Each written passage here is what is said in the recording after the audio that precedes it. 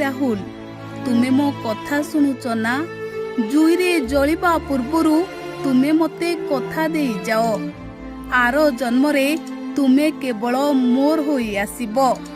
ଆର ଜନ୍ମରେ ତୁମେ ମୋର 7 ଜନ୍ମର ସାଥୀ ହୋଇ ଆସିବ।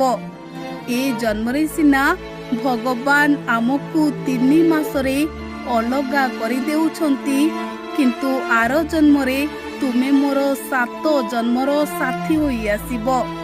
ତୁମେ ପରା ମୋତେ କଥା ଦେଇଥିଲ, 7 ଜନ୍ମ ପାଇଁ ତୁମେ ମୋ ପାଦରେ ପାଦ ମିଶାଇ ମୋ ହାତରେ ହାତକୁ ଧରି ଏ ଜୀବନର ଦୀର୍ଘତମ ରାସ୍ତାକୁ ଅତିକ୍ରମ କରିବ ବୋଲି।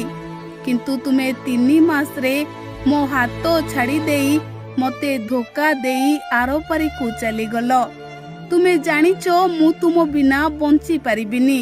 ତୁମେ ଜାଣିଛ ମୁଁ ତୁମକୁ ମୁହୂର୍ତ୍ତଟିଏ ନ ଦେଖିଲେ କିପରି ବାୟାଣୀ ଭଳି ହୋଇ ତୁମକୁ ବାରମ୍ବାର କଲ୍ କରୁଥାଏ।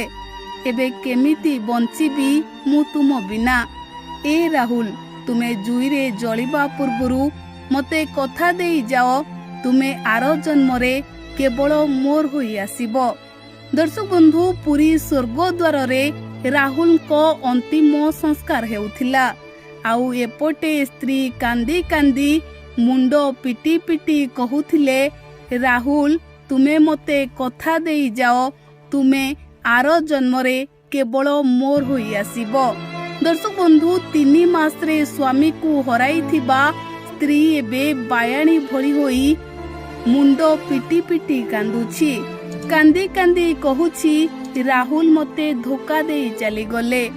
ରାହୁଲ 7 ଜନ୍ମ ପାଇଁ ସାଥିରେ ରହିବାକୁ କଥା ଦେଇଥିଲେ, କିନ୍ତୁ ଗୋଟିଏ ଜନ୍ମ ବି ସାଥିରେ ରହିଲେ ନାହିଁ। ଆଉ ଏମିତି କହି ସ୍ତ୍ରୀ କାନ୍ଦୁଥିବା ବେଳେ ଏହି ଦୃଶ୍ୟ ଦେଖି ସାରା ଓଡ଼ିଶାବାସୀଙ୍କ ଆଖିରେ ଲୁହ ଆସିଯାଉଛି।